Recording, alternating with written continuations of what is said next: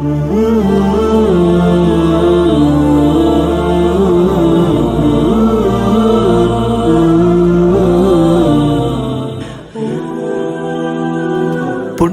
பூத்து குலுங்கும் புனித ரமலான் மாதம் முழுவதும் உங்கள் ஹை டிவி தமிழில் சஹ்ரு ரமலான் சிறப்பு கேள்வி பதில் போட்டி நிகழ்ச்சி தினமும் மாலை 5:30 காண தவறாதீர்கள்.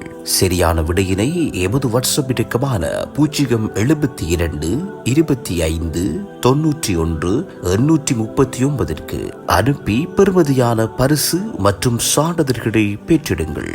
ஹை டிவி தமிழ், நாளும் புது புது விடயங்களுடன்.